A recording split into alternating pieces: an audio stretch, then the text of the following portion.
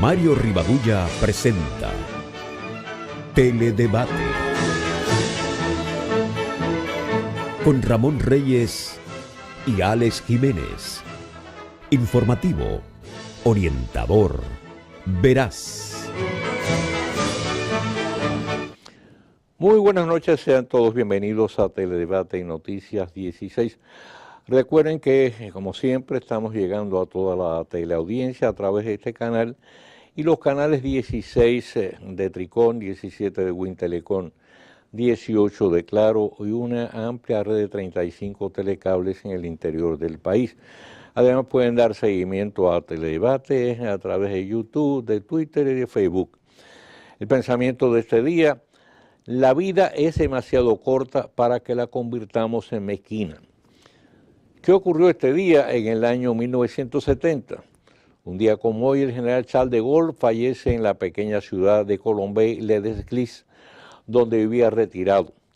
Uno de los grandes líderes de la Segunda Guerra Mundial, héroe de Francia y notable estadista, dirigió los destinos de su país entre 1958 y 1969. Previendo la invasión alemana, abogó inútilmente por modernizar el ejército francés.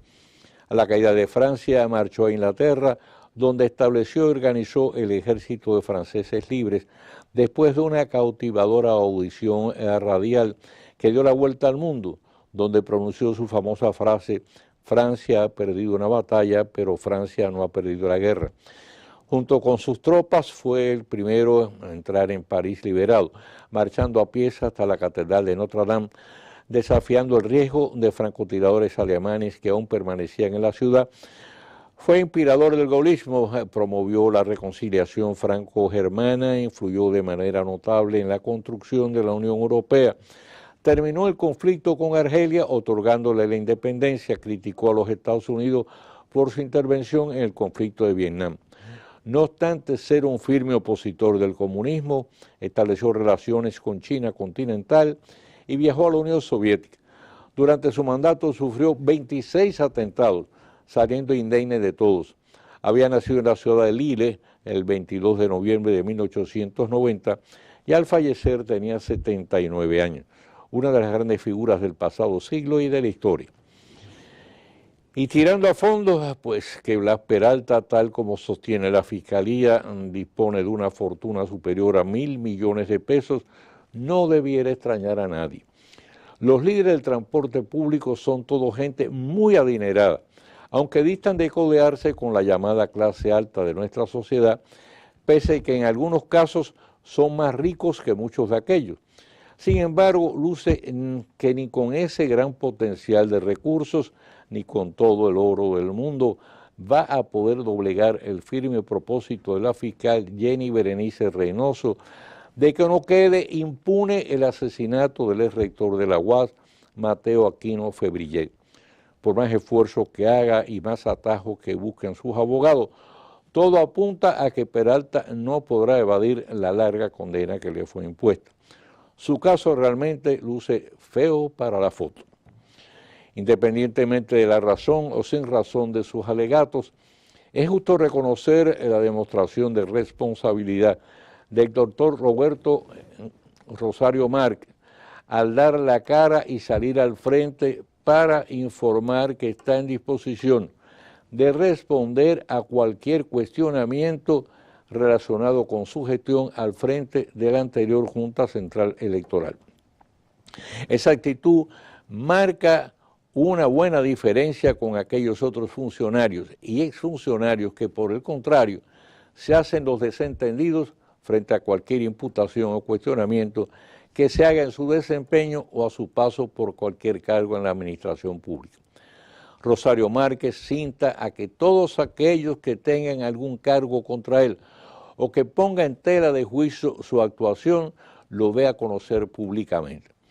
Como se dice vulgarmente, la mesa está servida. Y las modificaciones introducidas en la legislación bancaria a raíz de la quiebra de varias entidades durante la pasada década ha contribuido de manera significativa a fortalecer el sistema financiero en general y a brindar las mayores garantías a depositantes y ahorrantes de los bancos, convirtiéndolo en uno de los más sólidos y de mayor nivel de solvencia del continente. Quedó disipado el riesgo de las quiebras bancarias, pero en cambio no ha ocurrido así con las financieras que operan sin ningún tipo de control. 10 casos de fraude que envuelven 7.000 millones de pesos, afectando a cientos y miles de incautos depositantes atraídos por el espejismo del pago de elevados intereses y sobre los cuales no ha recaído todavía ninguna condena, dan cuenta del desorden y desprotección que priman en ese sentido. ¿Por qué estas entidades operan sin el debido marco legal? Lo que da lugar a que cada cierto tiempo se produzcan estos fraudes, que en no pocos casos consumen la totalidad de los ahorros de una familia después de toda una vida de trabajo. ¿Cómo es posible, por otro lado, que pese a la reiterada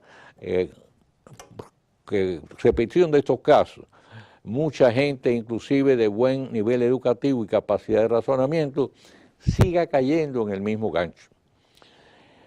Si, como todo parece indicar, con muy escasas posibilidades de que prospere un recurso de fraude, el doctor Wilson Roa, encabezando la candidatura que contó con el apoyo de Waldo Suero, es proclamado ganador de las elecciones en el colegio médico, los pobres pacientes pobres tendrán que resignarse a que éste dará continuidad y posiblemente radicalizará aún más la política de huelgas hospitalarias.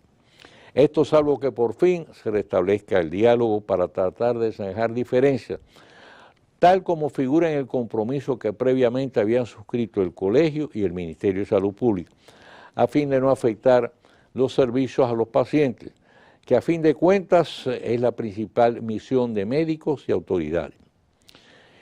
De chiste si no fuese una gravísima expresión más del camino dictatorial que lleva el cada vez más desacreditado gobierno de Nicolás Maduro, el anuncio de la puesta en vigencia de una llamada ley contra el odio, que debe ser en realidad ley Mordaza, un arma que utilizará para reprimir a sus opositores, precisamente quien ha hundido a Venezuela en un abismo de odio. Mediante este adefesio legal de la ilegal Asamblea Constituyente organizada por Maduro y sus secuaces, el gobierno podrá suprimir medios de prensa, partidos políticos y entidades civiles que expresen la menor crítica contra su desastrosa gestión, donde entre el despilfarro, el saqueo, el enriquecimiento al amparo del poder y toda clase de negocios turbios, el país bolivariano está sepultado en la más grave crisis institucional, política, económica y social de toda su historia. La ley Mordaza faculta inclusive a sancionar con hasta 20 años de prisión a quienes el gobierno califica de fascistas, opuestos al ruinoso sistema castrista que ha implantado en la que un día fue ejemplo de libertad y democracia. Vamos a hacer la pausa. Cuando retornemos ya vamos a tener con nosotros a la licenciada Alba Lora, representando a la DIDA, el Departamento de Información y Defensoría de los afiliados a la Seguridad Social, con un tema muy interesante, las pensiones de la Seguridad Social. Así que no se lo pierdan. Hacemos la pausa, regresamos.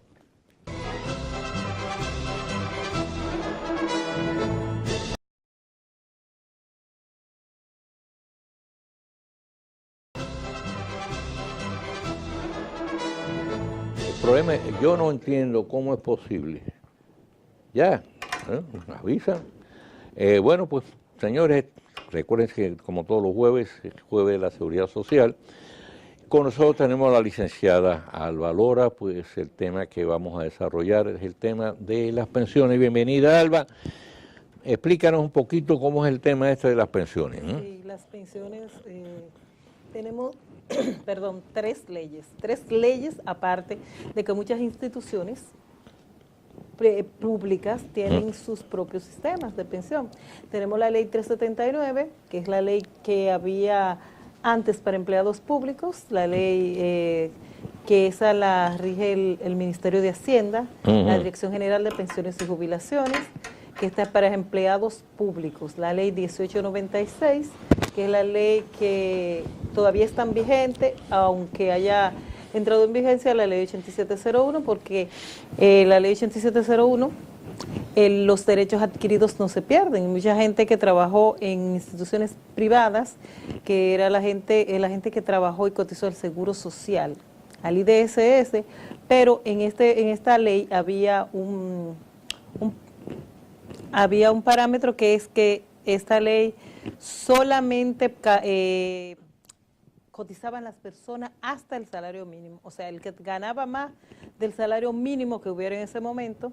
O sea, tú ganabas, digamos, el salario mínimo eran 8,000 pesos. Tú ganabas 30,000 y nada más. No aplicaba. O sea, nunca llegó a ser 8,000 pesos, el salario mínimo. De hecho, ahora en estos momentos. Bueno, estoy hablando de una cifra hipotética, pero yo no me recuerdo cuál era el salario mínimo entonces. En estos momentos, el salario mínimo es 5,117. Bueno, ok. 50. Entonces, si tú ganabas 15,000, entonces no cotizabas. No. Entonces, o sea, todo el que ganaba más el salario mínimo no cotizaba. Estaba fuera del sistema. Estaba fuera del sistema, pero habían empresas privadas que tenían sus propios sistemas. Claro. O sea, tenían unos fondos para pensión, para retiro. Sí, eso era frecuente, sí. Sobre todo empresas grandes. Tenían entonces, aparte de la cotización al Instituto Dominicano, sí, porque tenían que cotizar por el asunto de riesgos laborales, riesgos laborales, que en ese entonces se llamaba accidente de trabajo. Correcto. Por ejemplo, la gente de Codetel, pero los obreros, que era lo que estaban más expuestos, que son los obreros que trabajaban instalando y esas cosas, que tenían más expuesto a los accidentes. Pero el que ganaba más del salario mínimo no cotizaba. Ahora, y entonces la empresa y las empresas se tenían su propio plan de pensión. Efectivamente. Al empezar en la ley 379 no, pero la 379 tiene un techo. El techo o sea, el trabajador, la ley 379, para que podamos hacer diferencia. Las leyes que estaban antes de empezar a la ley 8701, con la ley 8701 cotiza desde el que gana $1 hasta el que gana 3 millones. Esa es la actual ley de seguridad social. La actual ley de seguridad social, pero todavía las leyes anteriores, la 379, empleados públicos, y la 1896 siguen existiendo. O sea, para organizarnos, estamos hablando de 3 leyes. La ley del Instituto Dominicano de Seguro Social ya prácticamente ha desaparecido en ese sentido. No ha desaparecido porque todavía hay gente que está activa, que cotizó 400 cotizaciones, que tiene el derecho adquirido. Entonces, las personas que tienen el derecho adquirido... No, cuando digo que está, es que ya no hay que cotizar al instituto. No, ya no. Ya todo el que ha entrado a trabajar, a cotizar, a hacer vida productiva a partir del 2003, cotiza en la ley 8701. Bien, entonces la persona que estuvo cotizando durante 10, 15, 20 años, el tiempo que fuera, al Instituto Dominicano de Seguro Social, cuando entró la ley de seguridad social, ¿cuál es el estatus? ¿En qué estatus quedó? El estatus es que esos, si efectivamente cotizaron hasta 8 años, que con 8 años son 400 cotizaciones, porque las cotizaciones eran semanales. Entonces, si estas personas cotizaron esas 400 cotizaciones, empezaron a cotizar en la ley 8701, tenían 45 años, en el 2003, esas personas tienen la ventaja que van a percibir la pensión por la ley 1896 y la devolución de los fondos. O sea, la Instituto Dominicano de Seguro Social, bueno, cuando aparezcan, porque ahí llevan 5 años esperando. No, sí, efectivamente, porque antes, a diferencia de ahora, que todo el mundo tiene que cotizar, porque va enlazado lo que es salud, lo que es pensiones, lo que es riesgos laborales, es un conjunto. O sea, no podemos cotizar para pensión solo, para salud solo, o sea, es un conjunto. Eso del instituto es un desorden, un desastre. Ahí está el doctor César Meyer, el pobre, sudando la gota gorda para ver cómo organiza eso un poquito. Porque hay gente que hace 5 años que está esperando su pensión y más de 5 años. Gente que trabajó 30 años en una institución y cuando va a buscar su pensión, de hecho nosotros tenemos muchas reclamaciones. Mi compañero Ramón Reyes lleva como 6 años esperando, entonces... y él estuvo cotizando, tiene todo el derecho, porque aportó más de 400 cotizaciones, pero no hay manera de que le salga. la pensión. Claro, una pensión que Oye, ahorita no alcanza ni para comprar de aspirina. 5.117 pesos con Imagínate. 50. Ese es el salario mínimo nacional. En base incluso a ese salario mínimo del Estado es que se pensionan las personas por la ley 379.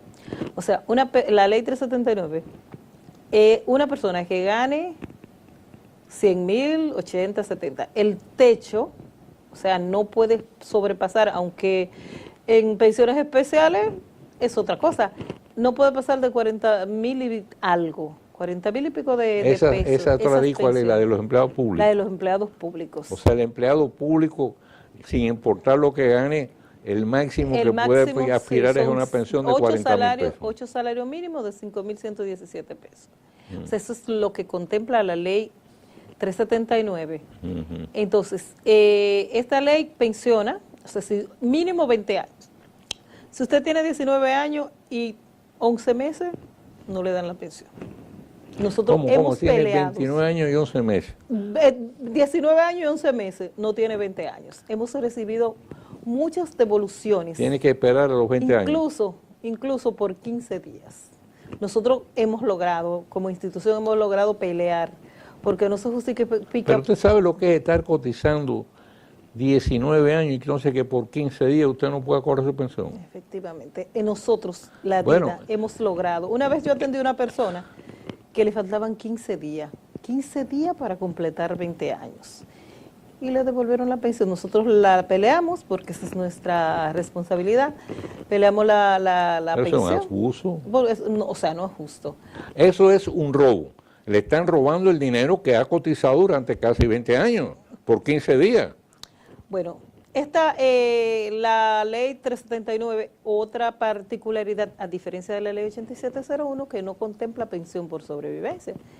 Si la persona trabajó 20 años y murió con 60 años, su familia, su esposa, tiene derecho a solicitar la pensión, que también la tuvimos que pelear nosotros como institución por el autoseguro. O sea, ya como este trabajador se ganó, cotizó esos años, lo más justo es que su familia, su esposa, esposa e hijos menores, pero a una gente de 60 años, 70, muy difícil que tenga hijos menores.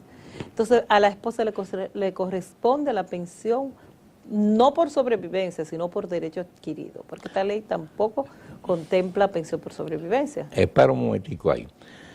Si una persona, en este caso, estuvo trabajando, cotizando, digamos 19 años y 11 meses, Ajá. Le faltó un mes para llegar a los 20 años, Efectivamente. y muere, la familia no tiene derecho a pensión. No, porque realmente la ley 379 no contempla devolución de fondos. Pero eso es un atraco. Lo que sí que cuando la van a solicitar, nosotros hemos logrado, vuelvo y les repito, que se la rechazan, nosotros tomamos el caso y hemos logrado. Sí, pero fíjate, ese es un caso ya que ustedes hacen una gestión, casi una gestión humanitaria. Sí, pero ya porque se la han rechazado.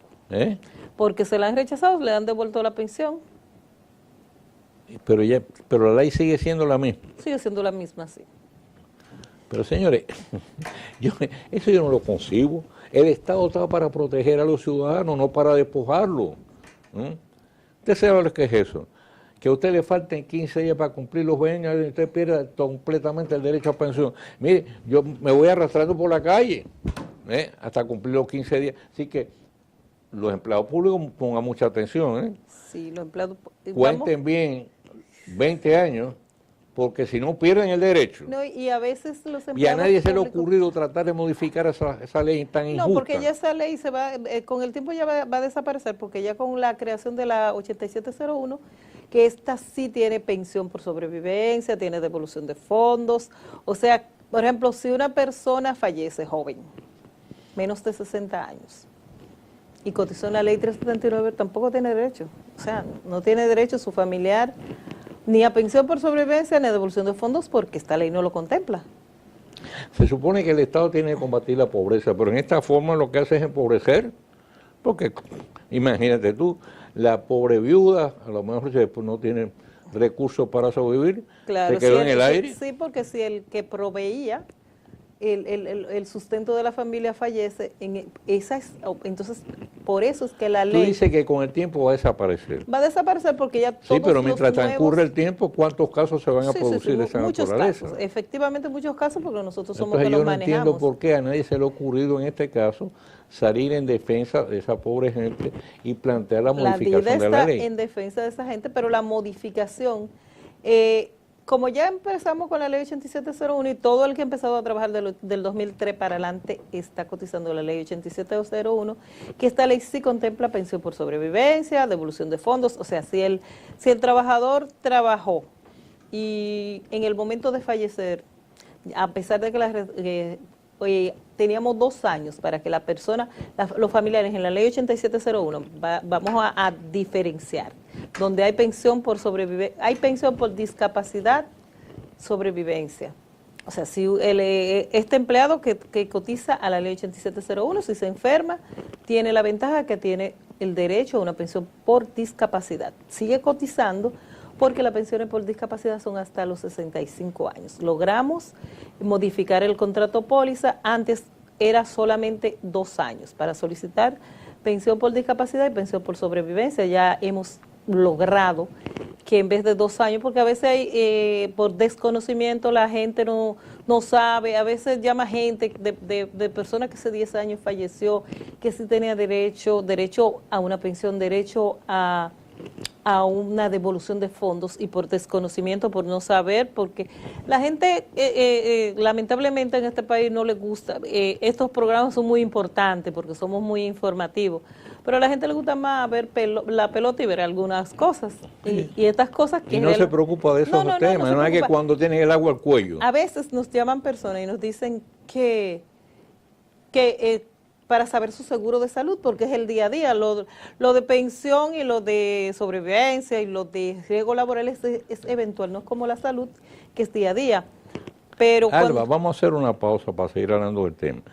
Pero antes de hacer la pausa, yo voy a buscar un legislador que se sienta preocupado en este caso para plantearle el problema, a ver si plantea la modificación urgente de la ley. Porque mientras se produce esa... Es una ley del 1979, o sea, han pasado bastantes años. Está bien, pero ¿cuánta gente? Justamente por eso. Yo conozco empleados públicos, por ejemplo, que estuvieron cotizando muchos años, trabajando en organismos autónomos, cuando este organismo todavía existía, cobraban sus pensiones, tenían entonces la cobertura de salud. Desde que ese organismo desapareció, entonces esas pensiones pasaron al Ministerio de Hacienda, y automáticamente perdieron el seguro de salud y todavía están esperando el seguro de salud. Vamos a hacer una pausa y regresamos. Este país da injusticia.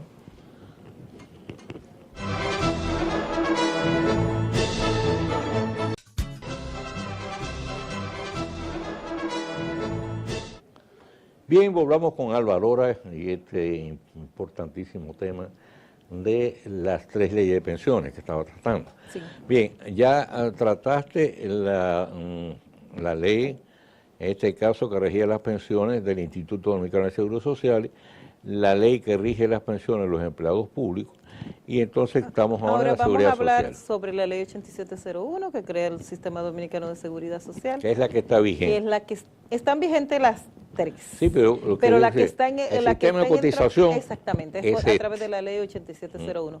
Como decía antes, no podemos disgregar, o sea, es un conjunto, es salud, pensiones, riesgos laborales. La ley 8701 tiene la particularidad, a diferencia de las demás leyes, que sí contempla pensión por sobrevivencia, pensión por discapacidad. Y esto es muy importante porque si el proveedor del sustento de la familia fallece, sus familiares tienen el derecho a una pensión por sobrevivencia. La pensión por discapacidad es dependiendo de si el trabajador, 6 meses que paga el sistema, 6 meses de discapacidad continua, 30 días, atención a los empleadores, 30 días, aunque la persona esté enferma, el médico debe dar una licencia, reponerla cada 30 días. Ahora, ¿eso lo paga el sistema o la empresa? No, lo paga el sistema. El sistema. El sistema. Entonces, el sistema paga un 60% del salario del trabajador de los días que está de licencia médica. Cuando se cumplen esas 6 licencias, que son 26 semanas, entonces este trabajador va a su AFP. Si es por enfermedad común, que es todo lo que no tiene que ver con el trabajo, porque ya lo de pensión por discapacidad por riesgos laborales es otra parte de la ley. Entonces, el que es enfermedad común, que es todo lo que no tiene que ver con trabajo, entonces va a ir ese trabajador a su AFP, a su administradora de fondos de pensiones, a solicitar su pensión con su historial clínico. Ahora, la discapacidad en este caso tiene que ser de carácter laboral. No, en este caso de las AFP no es de carácter laboral. No, yo me refiero a la pensión por discapacidad. No, por enfermedad hay 2. La de discapacidad puede ser por carácter laboral y esta sería en la... O puede ser por enfermedad No, también. por enfermedad común, que es todo lo que no tiene que ver con el trabajo. Entonces, la diferencia de estas discapacidades, que una es 6 meses, a los 6 meses, si este trabajador no se pudo reintegrar a sus labores, tiene que hacer solicitud de pensión por discapacidad a través de su administradora de fondos de pensiones. Va a su administradora con su historial médico, que su médico indica que no está apto para el trabajo productivo, lo va a evaluar la Comisión Médica Nacional y dependiendo del grado de discapacidad, entonces se le va a otorgar la pensión. En el caso de la pensión por discapacidad por riesgos laborales, ya esta pensión va a ser por el ejercicio del trabajo o por la ruta itineraria de trabajo a casa a trabajo, o por una enfermedad profesional, claro, que es una enfermedad que sea causada por lo que hace este trabajador, o accidente en el trabajo, en su zona de trabajo, ruta, casa-trabajo, trabajo-casa. Eso se verifica perfectamente porque si una persona tiene un accidente, salió de su trabajo, hay un tiempo, hay una ruta. Si este trabajador se desvió de la ruta, se fue a otra cosa y tuvo un accidente, ya este no es accidente de trabajo. Sí. Si se reporta accidente de trabajo, la ARL lo que hace es que lo evalúa el tiempo, evalúa la ruta habitual, tiene que ser por la ruta habitual. Entonces, este trabajador tampoco va a perder el derecho. Este trabajador, si resulta que no es por accidente de trabajo, va a ser evaluado entonces por la administradora de fondos de pensiones. A veces hay uno se lo tira al otro y el otro se lo tira a uno, pero uno de los dos tiene que resolver. Entonces, la pensión... Cuando aparece que uno empieza a pasarse la pelota. Sí. Ahí caemos, ahí llegan... Ahí entra la DIDA en función. Sí, porque cuando el otro le dice que fue por accidente de trabajo, que la ruta la cambió, entonces cae aquí, a la DIDA, nosotros... ¿Y si no hay acuerdo? ¿Dónde? No, a uno de los dos tiene que resolver. O sea, cuando la ARL ha confirmado de que efectivamente este trabajador vivía en la zona de los Alcarrizos y tuvo el accidente saliendo del trabajo para Villamella, obviamente no fue en su ruta habitual, claro, y ya sale de lo que es riesgos laborales. Entonces ya, cuando la AFP, porque siempre los rebotan, pero ya cuando está todo hecho el engranaje, y viene la reclamación ya porque la AFP lo ha rebotado, entonces ahí entramos nosotros, entonces empezamos a hacer la investigación del lugar. Ya la que le corresponda tiene que darle la pensión. Miren, esto es importante, le hemos hablado otra vez, pero es importante que el trabajador lo entienda. Para poderse acoger en este caso a la discapacidad parcial o total por accidente laboral, tiene que ser o en el trabajo o en la ruta del trabajo a su casa o de su casa al trabajo. No puede haber desvío, no puede decir, no, me voy a desviar de la ruta normal para ir hasta la otra cuadra para darme un trabajo a un colmado. No. Si ahí tiene el accidente, ya no es accidente, ya no es accidente de trabajo, ya entonces tiene que caer en manos de la AFP. Exactamente. ¿Sí? Que seguramente le va a hacer mucha resistencia. Sí, pero uno de los dos tiene que responder. Sí. Bueno, entonces, esto estamos hablando de las pensiones por discapacidad. Las pensiones por sobrevivencia, cuando el trabajador, vuelvo y les repito, hay 7 años para reclamar. 7 años para reclamar discapacidad. A veces hay personas que dejaron de trabajar. Tenemos una resolución que salió en el 2015, del contrato póliza, que aumenta el tiempo de 2 años a 7 años, es un gran logro.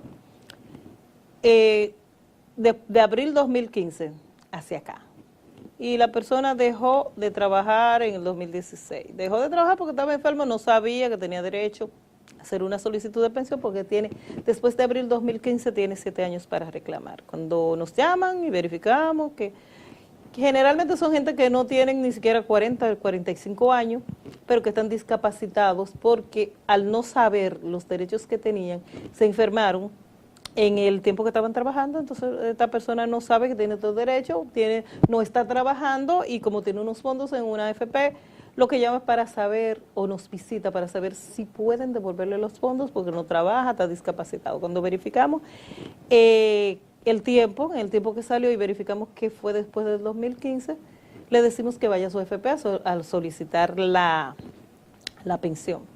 Como ya este trabajador tiene cierto tiempo que no cotiza, la AFP alega que le hace la declinatoria por falta de pago de prima, porque realmente ya en el momento que fue a solicitarle ya no está trabajando.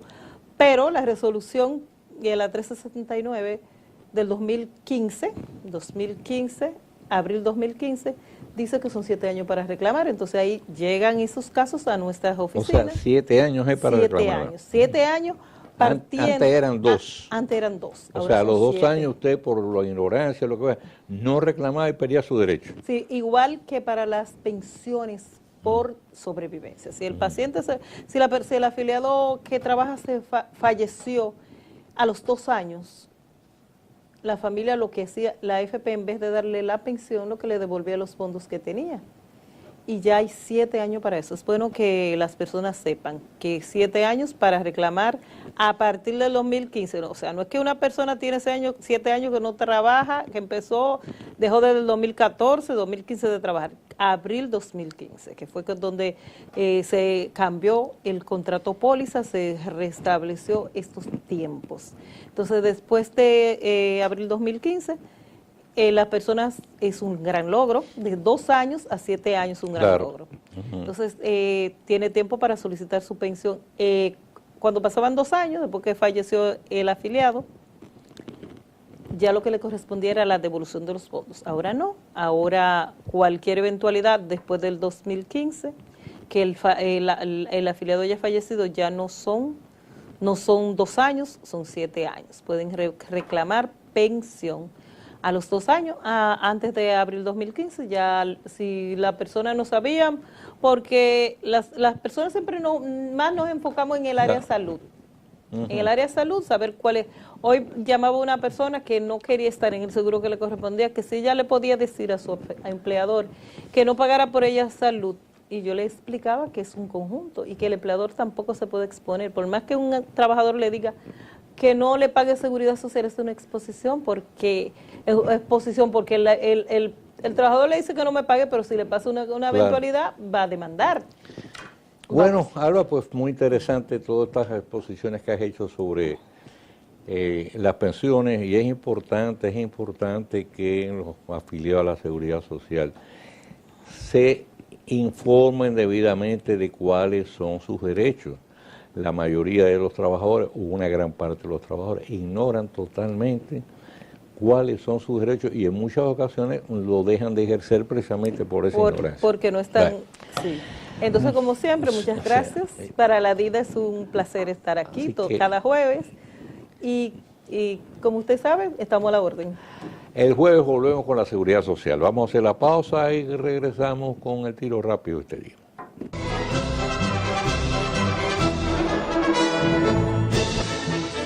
En Teledebate, el tiro rápido con Mario Rivadulla. El informe de técnicos de la Junta Central Electoral de que los equipos electrónicos adquiridos para ser utilizados en el pasado proceso están defectuosos al punto de resultar inservibles para poder ser utilizados en posteriores eventos, ha desatado una prematura tormenta que tiene más visos de política que de real propósito de esclarecer el caso. En primer lugar, hay que dejar bien claro que el uso de un sistema electrónico de conteo fue un acuerdo tomado a unanimidad por el Pleno del organismo electoral, sin un solo voto disidente. O sea que los 5 magistrados votaron a favor. En segundo término, la adquisición de dichos equipos se llevó a cabo mediante un proceso de licitación cuyos detalles, tanto desde el punto de vista técnico como económico, fueron ofrecidos en el curso de una rueda de prensa ofrecida en la propia Junta por la Comisión de Magistrados Suplentes que la integraron, presidida por Luis Cordero. Ciertamente, los equipos no rindieron en su totalidad el trabajo de conteo con la calidad y eficiencia que se esperaba por distintos factores. Pero la certeza de que casi 50% de las actas que se enviaron por esa vía fue avalada por participación ciudadana, a quien nadie se le ocurriría vetar de parcialidad a favor de la Junta, con la que mantuvo varios y serios enfrentamientos. El organismo de la sociedad civil reconoció la casi total coincidencia entre dichos resultados y los arrojados por el conteo manual. Ahora bien, en la evaluación llevada a cabo por los actuales técnicos de la Junta, participaron también los de la empresa suplidora, como era lógico suponer. En tal caso, esos técnicos avalan dicho informe, estableciendo que la totalidad de los equipos es totalmente inservible e imposible de utilizar en el futuro. O sea que no tienen posibilidad de reparación. De ser así, la responsabilidad recae por entero en la compañía que los vendió a la Junta Central Electoral por vía de licitación. Y lo que corresponde en ley y buena lógica es reclamar a la misma el reembolso del dinero pagado hasta ahora, ya que se tiene entendido se le debe todavía una parte del monto de la compra. Esa empresa sería la única responsable de la condición de los equipos. En otro aspecto, no pasa de ser un acto de oportunismo sin base ni fundamento alguno la pretensión de cuestionar los resultados del pasado proceso electoral, tomando como alegato el hecho de que parte de los equipos electrónicos no hicieron su trabajo de la manera eficiente que se esperaba, por cuyo motivo fue necesario apelar al conteo manual. La propia participación ciudadana, que llevó a cabo un amplio proceso de verificación a boca de urna, como han hecho en procesos anteriores, dijo públicamente que había mucha similitud en los resultados que obtuvo a boca de urna y los que correspondientes a los ofrecidos por la Junta para la elección presidencial. Pretender continuar a estas alturas poniendo en duda los resultados del proceso es tan absurdo como una pérdida de tiempo por parte de la oposición, que por el contrario tiene abierto un amplio campo de crítica propositiva frente al gobierno, que es el que debe utilizar de manera inteligente a fin de poder competir en las elecciones del 2020 para tratar de desplazar del poder al PLD, que ya da muestras de desgaste, o por lo menos obtener una mucha mayor cuota de poder. No hacerlo así y prepararse para el futuro, en vez de mantenerse encallado en el pasado, en un proceso que ya es historia, es tanto como seguir dando vueltas sin salirse del mismo círculo. Mañana, Dios mediante, pues estaremos de nuevo con ustedes con una nueva entrega de Teledebate en Noticias 16. Ahora, como siempre, les sugerimos no moverse de frente a sus televisores para que puedan seguir disfrutando a plenitud pues de la programación de este canal y esperar en sus casas, en sus hogares, la última entrega del informativo de Noticias 16 que les va a poner muy al corriente de todo lo que ocurre de importancia en nuestro país y también en el resto del mundo. Por nuestra parte, tengan todos un muy feliz resto de la noche. Mario Rivadulla presentó Teledebate con Ramón Reyes y Alex Jiménez. Informativo, orientador, veraz.